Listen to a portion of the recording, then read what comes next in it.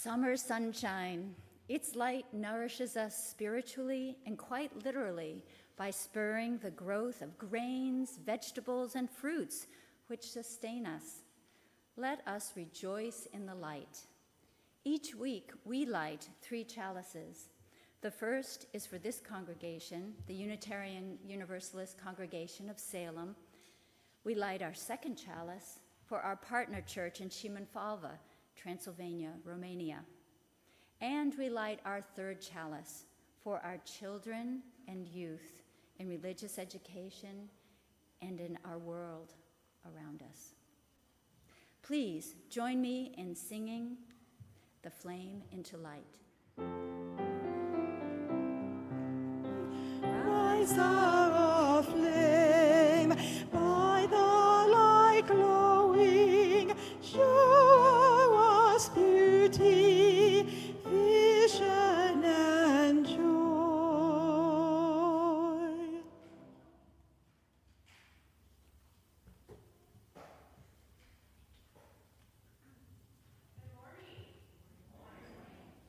Can everybody young or young at heart please join me up front? Hello. Hi there. Good morning. Hi guys, have a seat right here. Hi. Good morning. Hi there. Okay, well, we are going to say a few birthdays this morning. Lynn's going to come on up and say happy birthday to a few friends that may or may not be here, and if they're not, then we'll get the card to them. Good morning. So first we have on the 26th of this month, which is tomorrow, Fiona Fitz Holland. We also have Joey Glisson on the 28th. And we have 2 on the 29th, Hunter Hornbaker and Locke Brilling. And I don't think any of them are here today, so we will be putting these in the mail. Thank you, Lynn. Okay, so this month we are doing the theme of delight. And so when the kids go back today, we are making ice cream from scratch, and it's going to be so much fun and so delicious. And so in the theme of delight and ice cream, my son Joey and my daughter Emily are going to read a poem. Come on. Do you want to say what it's called? It's called My Ice Cream is Melting. My Ice Cream is Melting. My ice cream is melting. This hot sunny day, I'm licking it quick, but it's dripping away. My ice cream is melting. It's starting to drip all over my fingers, my chin, and my lip. My ice cream is melting. I can't make it stop. It's hitting the ground with a splash and a plop. My ice cream has melted and turned into ooze. It was a cone, but it's now on my shoes. Hey, good job. Way to go. Okay, wonderful. And just to let you know, this is the last time for all ages for the summer. So after today, we're going to meet in the LRE wing before the service. The kids are. So, yeah.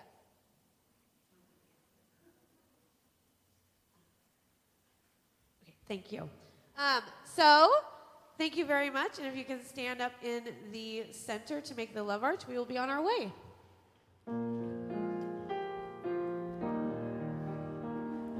Whenever you walk in love.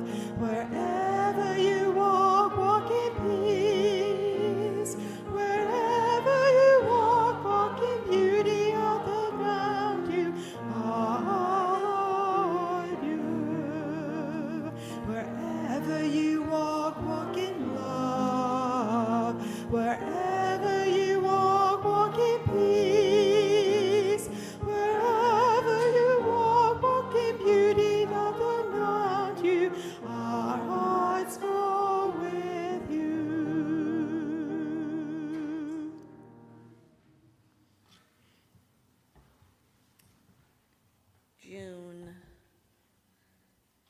It is the end of June already, and with that comes the end of many commitments for people.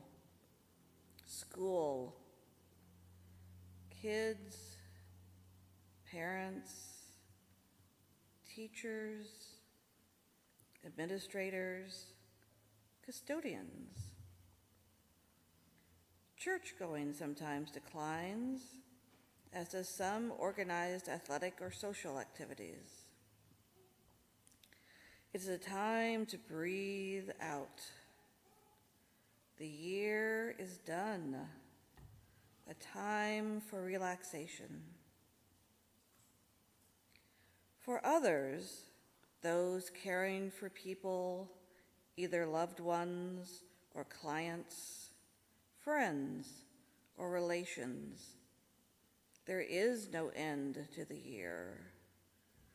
There is a sense that there is no time to breathe out, to relax.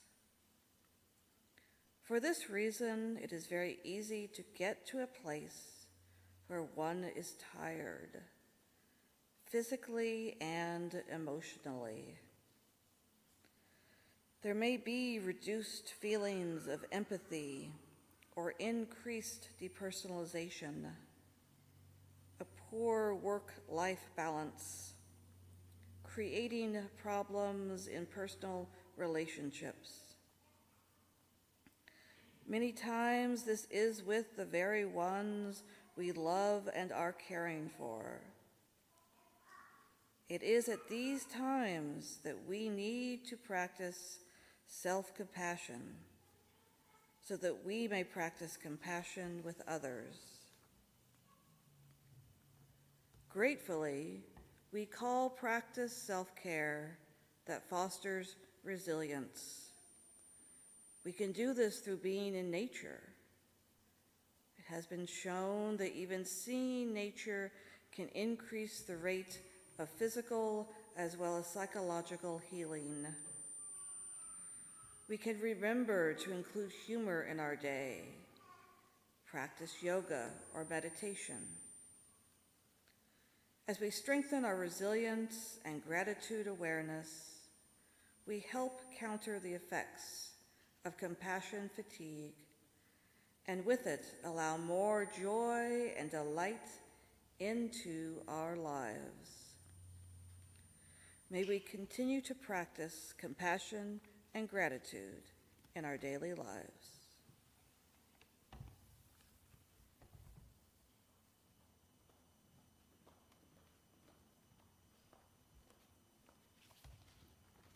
Hi, I'm Carrie Lynn. I'm one of your new Lifelines lay ministers.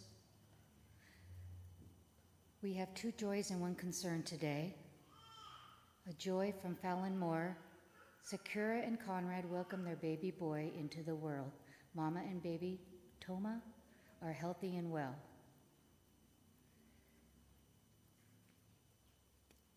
And another joy from Leslie and Bob Zygan. 5-week-old Clara's heart stent are doing well, so pray for Nathan and Providence. And that was concerned. Another joy is Toma Joseph Walder was born on June 12, 2023, after a harrowing 48 hours birth experience. Toma is a Japanese name and means eternal polishing.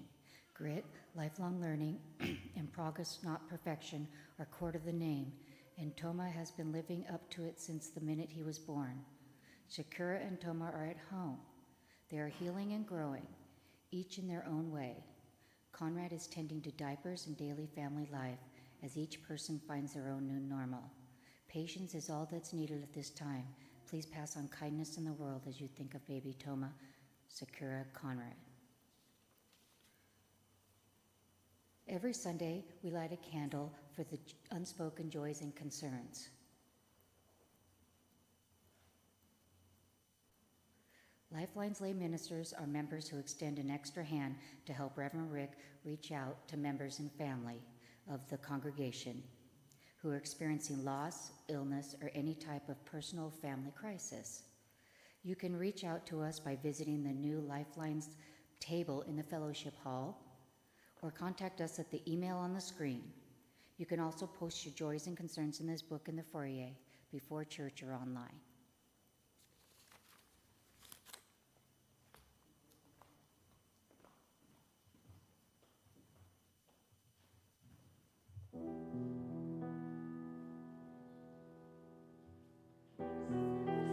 Listen to the dawn.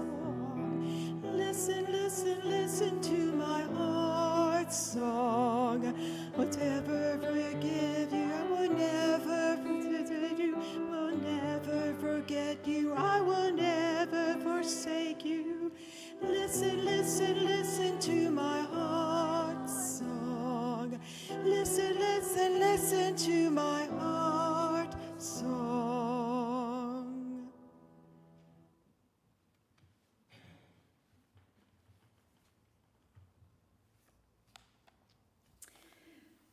When I ride horseback, I focus on riding. For the horse in me to communicate well and experience a joyful ride, I have to really concentrate. If there are people around that just want to chat, say about a new Netflix series, well, it interferes with my main goal, and I feel uncomfortable and somewhat annoyed. I am energized by delving into things intently, whether it be horsemanship, a research project on the structure and function of frog proteins, or learning how to sing a song. They feed my curiosity. They increase my feeling of connectedness with life through observation, hands-on learning, reflection. Occasionally, they lead to an insight, occasionally. I think it's worth pointing out that the examples of what energize me that I thought of first do not directly include people. Instead, I offered up a horse, frog proteins, and songs. However, I know, you know, that none of these examples would exist if I hadn't actually first developed trusting, vibrant relationships with people. Riding was made possible by a generous person who invited me to care for his horse. The research that I loved could not have happened without a lot of relationships with talented scientists, teachers, students, writers, grant funders. And my love for singing songs, well, I've tried to write songs and lyrics. It's hard. And I am so grateful that people allow me to sing their songs, their beautiful art, and others actually listen. Our culture has an unfortunate legacy of oversimplifying things into binaries. Fortunately, there's also a trend of pushing against binaries that I'd like to uphold. Based on the above self-description, I respectfully decline to label myself as an introvert or an extrovert. Instead, I am repurposing the word transvert. In my definition, I am in constant flux, giving, receiving energy. Energy crosses from within me to the outside and back again, over and over. Sometimes this leads me to a state of awe and to the feet of one of my unanswered questions. What is the ultimate source of it all? The energy, the spark. I am excited to talk with you about this over coffee after the service, and then I think I'll go for a ride.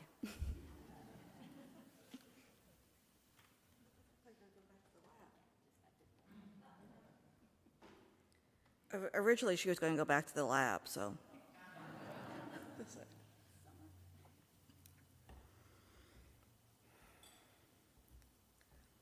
I started out at the shallow end, pressed my hands together, parted the cool, placid water, and delved into the blue, quiet below.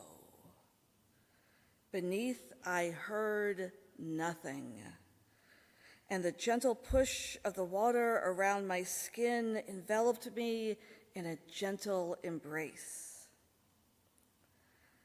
This was peace, and a sanctuary I alone had entered and could dwell in until I came up for air. When I think back to my childhood and the descriptive words adults would say around me, "Oh, she's too sensitive. She cries too much. She needs to get tougher. She's too shy." And I wondered, am I? Why can't others pick up the emotions in a room?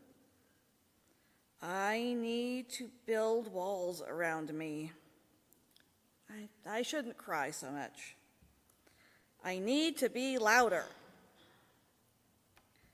And then my mother's quiet, strong, slightly frustrated voice would break through. "No, she is fine. She is not shy. She simply likes the quiet." The quiet, yes, the quiet. Why did people talk all the time and so loudly? They never seemed to listen to each other, just talk. And why did some people have the TV blaring in the house, even if they weren't watching it? The quiet backyard pool of Mrs. B's was one of the nice ways to get away from the people and the questions. And besides, it was socially acceptable. I wasn't getting away. I was practicing swimming.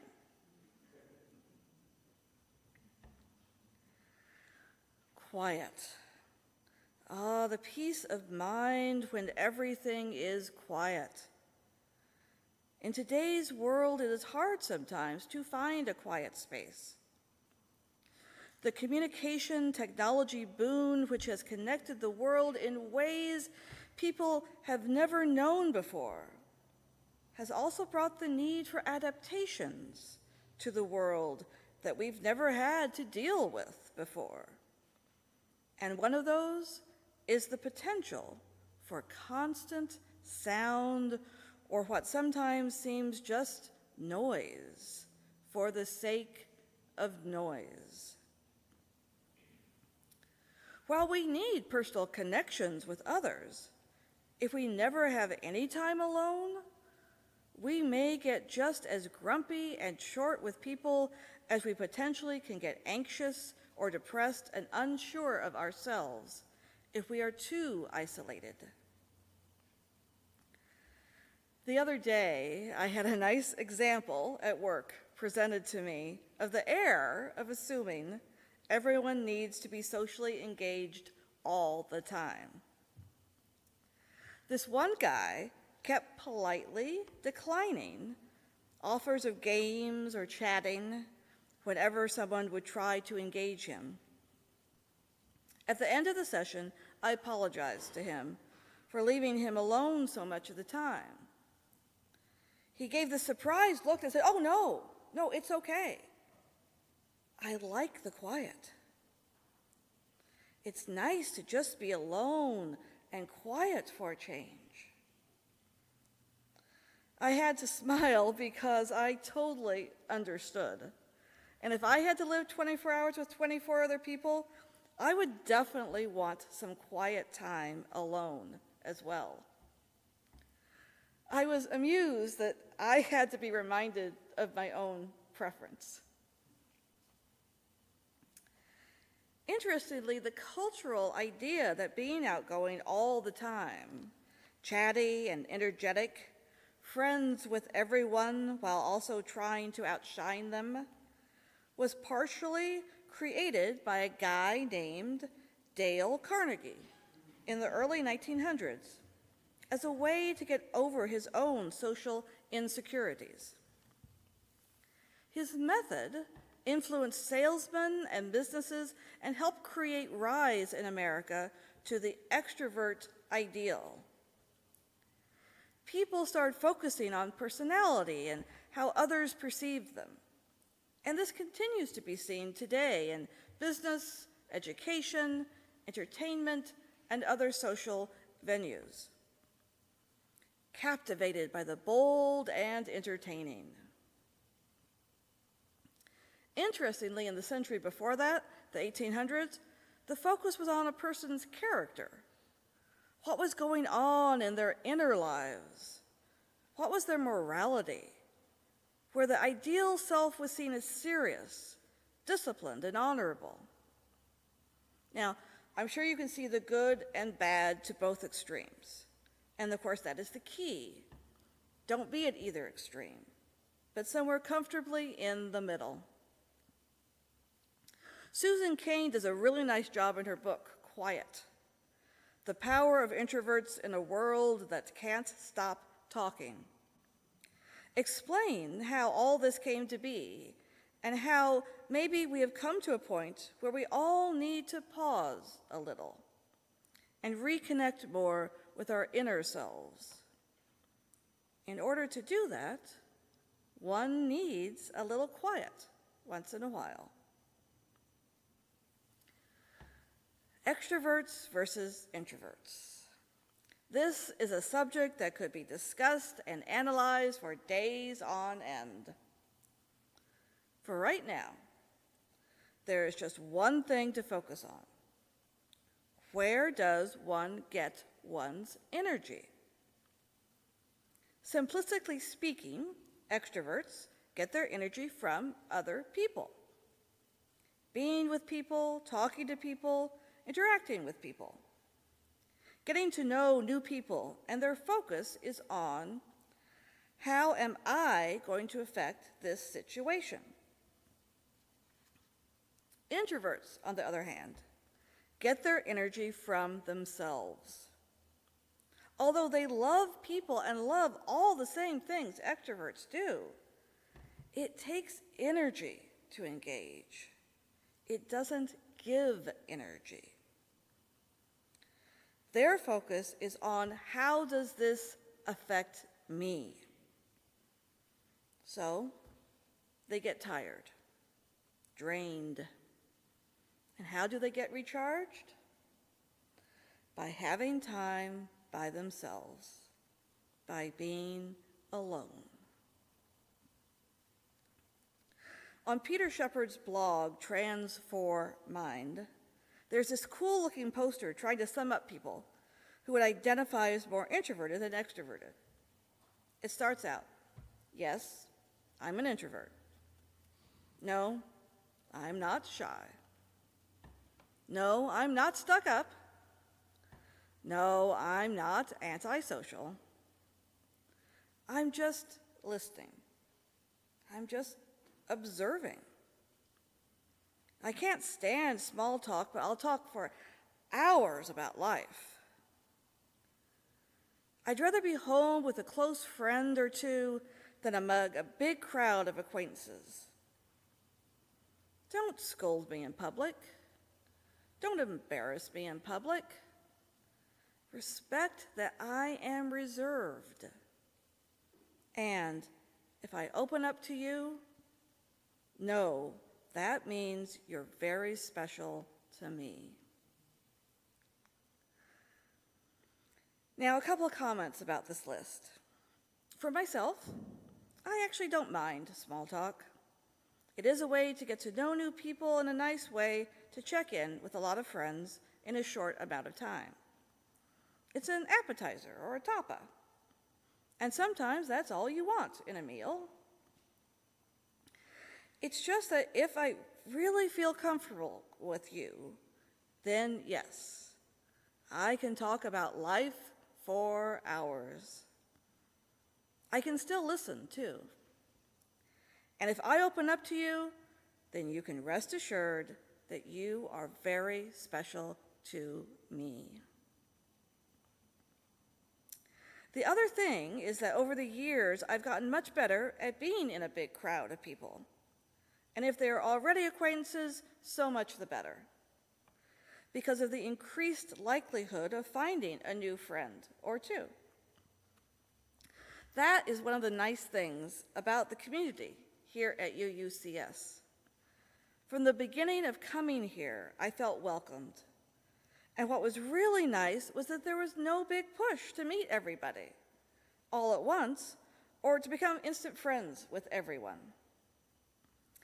In fact, after I came here, I gave myself the goal of meeting every single member of the congregation. Well, after 7 years, almost 7 years, that hasn't happened yet. I blame COVID for taking 3 years, but also new people keep coming. Ugh. But other big crowds or social events, you'll likely won't find me at. And you know what? It's okay. As I get older, the more comfortable I am with the fact that I don't like big crowds of new people. And I no longer feel guilty or that I'm somehow not doing something right socially just because I don't want to do that or go to that event. The nice thing about having gentle, extroverted friends is that they are totally okay with that. And if I don't do something one time with me, they know that I might do it another time. Many times when we think of someone seeking a spiritual journey, we envision them doing things that would appeal to many introverts. Going off to the mountains, meditating for days on end under a tree, going off somewhere by themselves and coming back with some revelation, some tidbit of wisdom that has at times changed the course of humankind.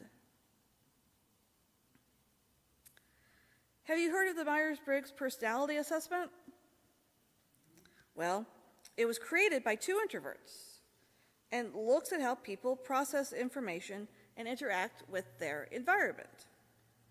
I'm not going to go into details here. If you're familiar with it, great.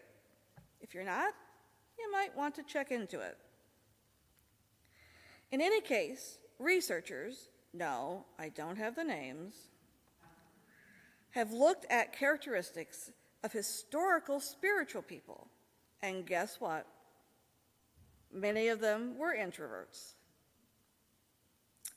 Jesus, Buddha, Muhammad, all fit in the INFJ profile. While Unitarian Reverend Waldo Emerson was an INFP. But don't think there can't be extroverts that can't move people spiritually. Billy Graham was an ESTJ, Desmond Tutu an ENFJ, and Paul the Apostle an ENTJ. We need those energetic people going rah, rah, rah, as Ram Dass, an ENF personality type, demonstrates. He was as intellectual and creative as a quieter, introverted Emerson, but was also quick and impulsive to act. Someone who will get up in the morning thinking of how many possibilities the day may bring. Even Ram Dass wanted times to be quiet and alone with his thoughts. Alone, but never lonely. He is quoted as saying, "You couldn't possibly be lonely because where could you go? Do you think if I go into my bathroom and lock the door, I can be lonely? I can't be. It's always one thought away. The living spirit, the community of our consciousness, that guru inside. It is always one thought away." We hear we are in a loneliness pandemic as more people are living alone and isolated from human contact. But is being alone always indicative of being lonely? Shen Yen, a Taiwanese Buddhist monk, religious scholar, and author, wrote on where the feeling of a deep sense of loneliness comes from. People who cannot connect themselves with the outside world in terms of space and time, who do not understand cause and effect, and causes and conditions, will feel lonely. When I was in solitary retreat, I knew that I was together with all sentient beings in innumerable worlds. Even though I seemed to be alone in a small enclosed room, actually I was in company with many ants that found their way inside. And insects outside of the hut created all kinds of sounds in the evening. When I opened the sutras, people thousands of years in the past were talking to me. How could I feel lonely? Some people think I must feel lonely being a monk without any wife or children. Not at all. I have 5 precepts and the 10 virtuous deeds as my wife, and my children are all the people with whom I have developed a karmic affinity, and who call me Shifu, teacher. It is only people who isolate themselves and cannot establish a relationship with the outside world that will feel lonely. If you keep yourself enclosed, even if you are living among thousands of people, you will still feel very lonely. However, if you keep yourself open, even if you are living alone, you will still have a very full life. So open your mind and treat everyone you meet as your intimate, virtuous friend. We all have both introversion and extroversion in us, and it is key to acknowledge and support both characteristics in whatever amount is right for us. This can change over time and over situations, like getting a new job or losing a loved one. This is going to affect your introverted friends and your extroverted friends differently. And both can be supported, especially when we just ask and don't assume that what we need is what they need in terms of support. Peter Shepard, in his blog, Transform Mind, talks about how we may become attached to being one way or the other. The introvert may be seriously inhibited by worries and fears, while the extrovert may be caught up in their own outgoing feelings and be impulsive. Or we may retain our self-awareness. In the course of daily activities, we may swing healthily and appropriately between these two ways of being.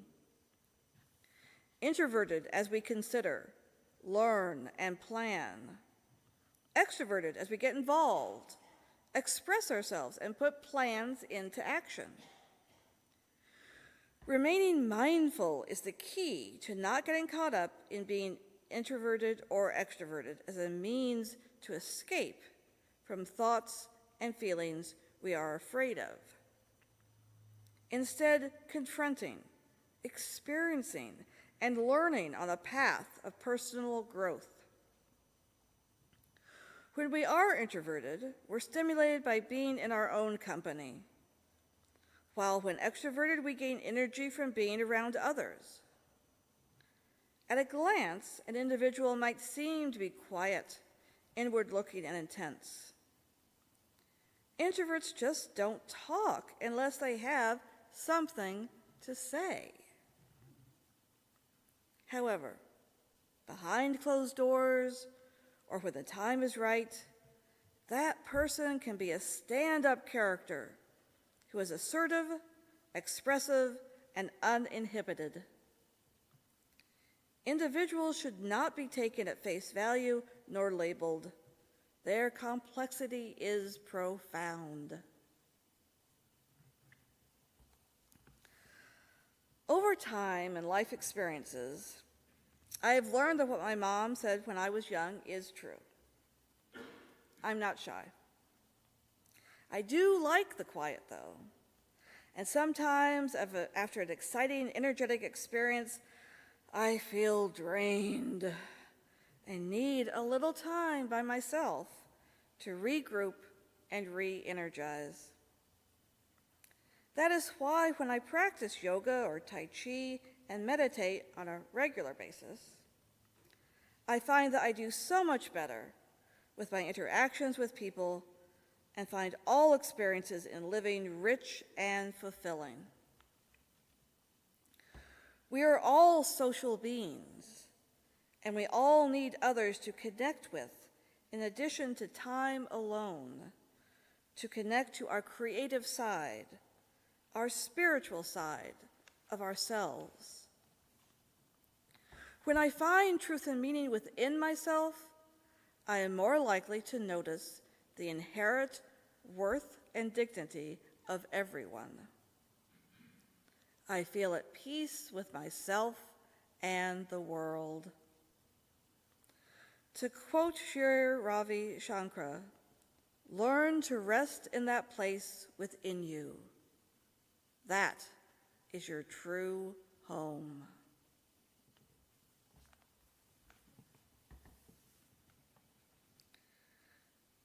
Close your eyes if you are comfortable, and take a moment to envision a favorite spot where you like to just sit and be with the space. Be it on the sand near the ocean, on a log by a lake, amongst the ferns of an old growth forest, in your backyard among the roses.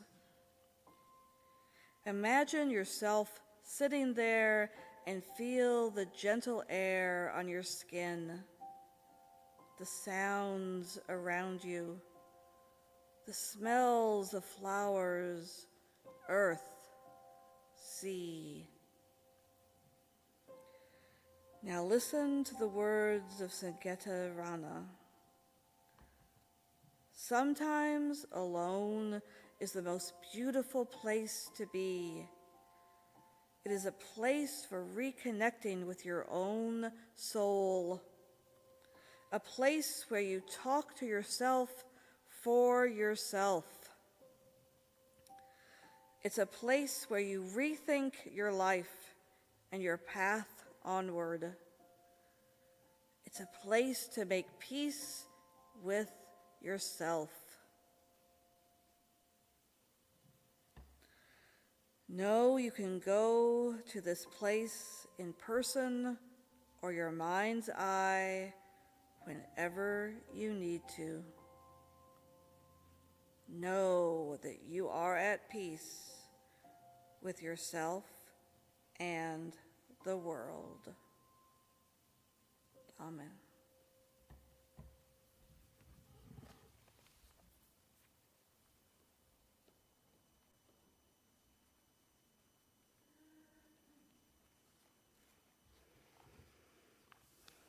Thank you, Sara.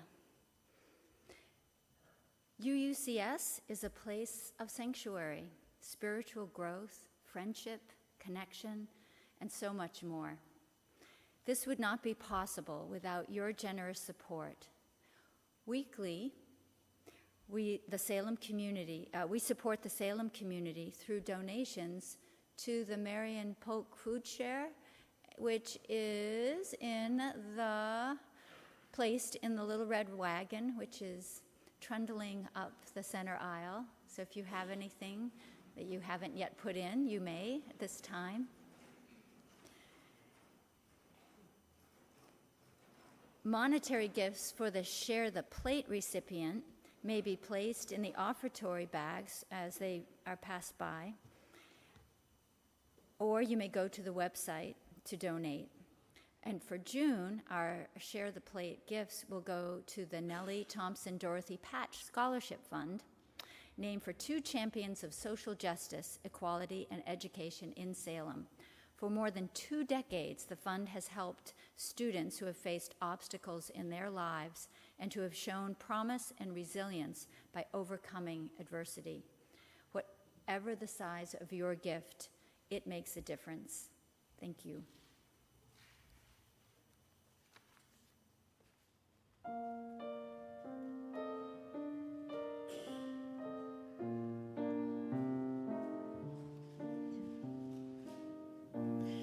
Though the gift be small and simple, if the wish is wide, just a simple gift of giving makes you warm inside. Though the thought is ever fleeting, if the thought at all, remember all the mighty big things started out as small. So if you've a gift worth giving, let it be your smile. Let it be a kindly word that makes the stranger stop a while. Let it be a simple giving, if the wish is wide. Just a simple gift of giving makes you warm inside. So if you've a gift worth giving, let it be your smile. Let it be a kindly word that makes the stranger stop a while. Let it be the simple giving, if the wish is wide.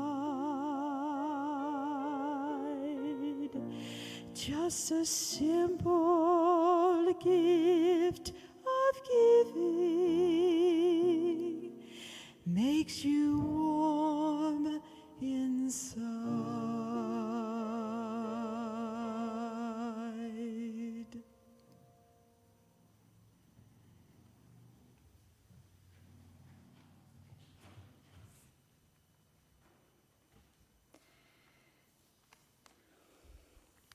Oh, next Sunday, the ground. I count on it for liftoff.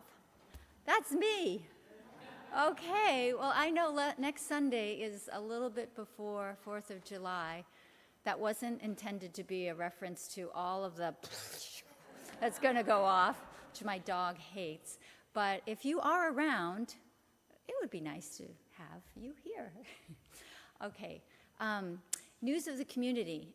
There are lots of ways to find out what's going on through the various newsletters, online, and some of us still get snail mail regarding that. So please check those things out. And I do have one announcement to make, and that is, this is really important. Next week, besides me being here, is the first week of the summer where we don't have scheduled coffee servers. No makers, no servers, no setup people. What we're counting on, and this is where you come in, is people just volunteering that morning. This is one of the most important services you can provide, and you get to meet so many. I mean, really, you're smiling because you know that it is super important. So it's sort of magical because we're ceding all of that responsibility to you. You might be wondering about, can I learn how to do it? You sure can. You sure can. All right, so that you've got a heads up. Don't not come because I just told you there's no scheduled person. You step into that gap, okay? All right, lighting and the social justice candle. We transfer the flame to the social justice lantern as a symbolic reminder of the love and hope we carry out into the world. The flame of the chalices will be extinguished, but not yours. However, if your flame is feeling low, go stand with the sun on your face. Let your spirit be re-energized, revitalized, and then share it with someone.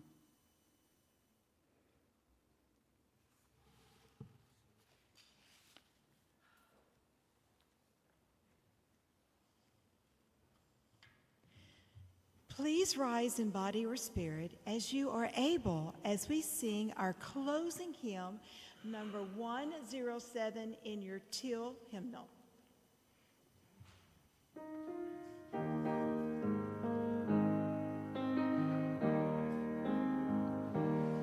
There's a river flowing in my soul. There's a river flowing in my soul,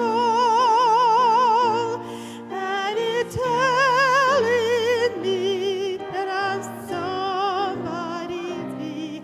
There's a river flowing in my soul. There's a river flowing in my heart. There's a river flowing in my heart, and it's telling me that I somebody.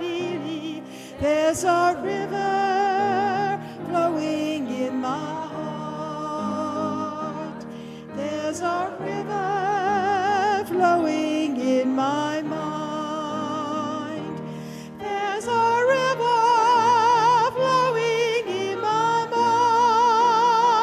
mind, and it's telling me that I somebody. There's a river flowing in my mind.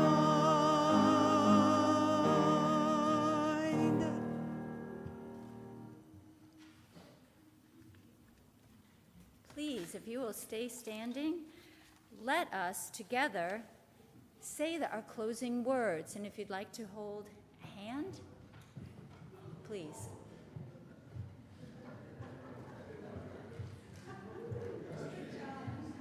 May faith in the spirit of life, hope for the community of earth, and love for the sacred in one another be ours now and in all the days to come.